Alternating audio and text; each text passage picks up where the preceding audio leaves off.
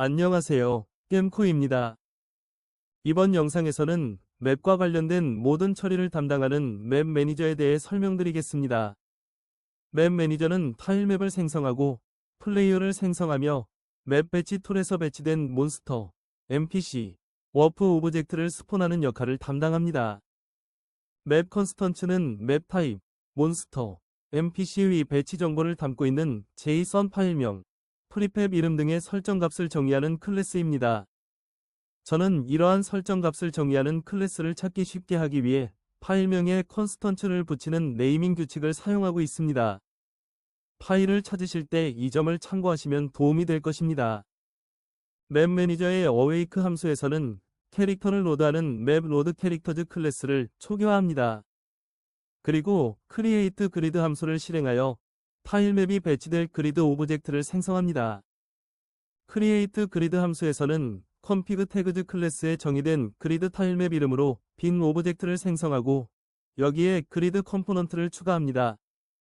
그 후 겜코 맵 세팅즈에 정의된 그리드 셀 사이즈를 적용하고 사각형 타일을 사용할 것이므로 셀 레이아웃은 그리드 레이아웃 셀 레이아웃 렉탱글로 설정합니다. 스타트 함수에서는 게임 시작 시 로딩할 초기 맵을 불러옵니다. getStart 맵 UID를 통해 세이브 데이터에 저장된 맵 고유 번호를 불러오거나 겜코 맵 세팅즈에 정의된 기본 시작 맵 고유 번호를 가져옵니다. 그 후 로드맵 함수가 호출되어 본격적인 맵 로딩이 시작됩니다. 로드맵 함수에서 맵 로드가 시작됩니다. 먼저 isPossible load 함수로 맵이 로드 가능한 상태인지 확인합니다.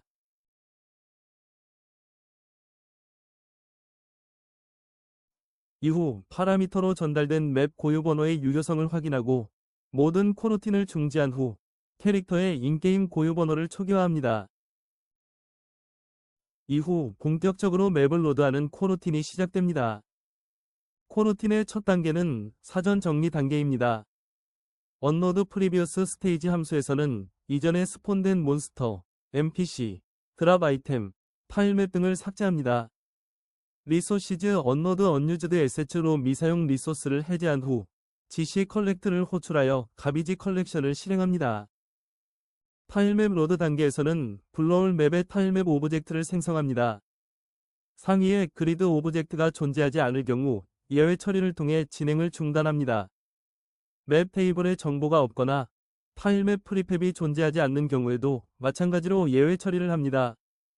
조건이 충족되면 인스텐시에이트를 통해 타일맵을 생성하고 카메라가 맵의 경계를 판단할 수 있도록 맵 사이즈 정보를 카메라 매니저에 전달합니다. 플레이어 생성 단계입니다.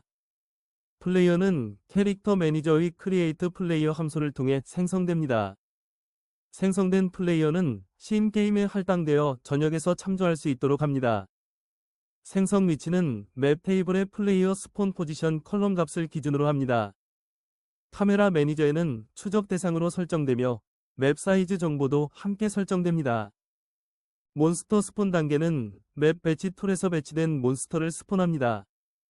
맵 컨스턴츠의 파일 네임 리젠 몬스터에 정의된 파일명을 getFilePath 함수에 넘겨 경로를 가져옵니다. 리소시즈 로드를 통해 파일 내용을 불러온 뒤 스폰 몬스터 함수를 호출하여 몬스터를 생성합니다. 몬스터는 생성된 타일맵 오브젝트의 자식으로 설정되며 가상번호와 생명력파 UI가 부여됩니다. 디폴트 맵이 몬스터즈 딕셔너리에 캐싱하여 관리됩니다. 맵에 동일한 몬스터나 NPC가 여러 개 배치되어 있을 경우 특정 캐릭터를 구분하여 찾기 어려울 수 있습니다. 이를 해결하기 위해 스폰 시 가상번호를 부여하고 이를 키로하여 딕셔너리로 캐릭터를 관리하면 필요한 캐릭터를 쉽게 식별하고 접근할 수 있습니다. NPC 스폰 단계입니다. NPC도 몬스터와 마찬가지로 맵 배치 툴에서 배치된 정보를 기반으로 스폰됩니다. 맵 컨스턴츠의 파일 네임 리젠 NPC에 정의된 파일명을 기반으로 파일 경로를 가져옵니다. 스폰 NPC 함수를 통해 NPC를 생성합니다. 역시 타일맵 오브젝트 하위로 추가되며 가상번호를 부여하고 디폴트 맵이 NPCS 딕셔너리에 캐싱됩니다. 워프 오브젝트 생성 단계입니다. 워프 오브젝트는 맵 간 이동을 위한 기능을 담당합니다. 워프 오브젝트는 오브젝트 워프 클래스를 포함하고 있습니다. 오브젝트 워프 클래스는 디폴트 맵 오브젝트를 상속받습니다. 디폴트 맵 오브젝트 클래스에는 태그 설정 및 소팅 레이어 설정 기능이 포함되어 있습니다.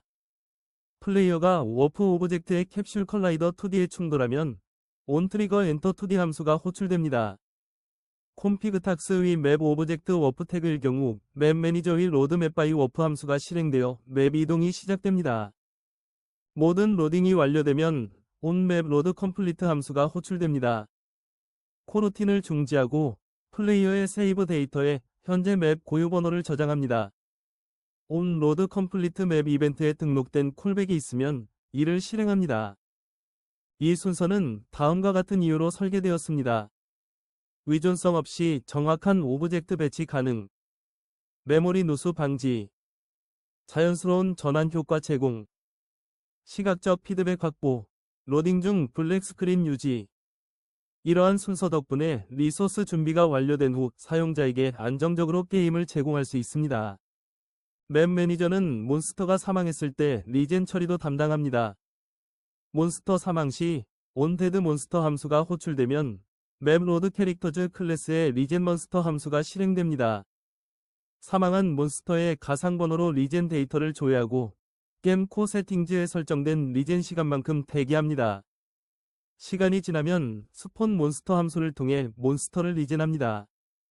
맵 타일 커먼 클래스는 타일 맵과 관련된 처리를 담당하며 이 중 가장 중요한 함수는 캘큘레이터 컬링 바운즈입니다. 이 함수는 카메라 기준의 컬링 범위를 계산하는 역할을 합니다.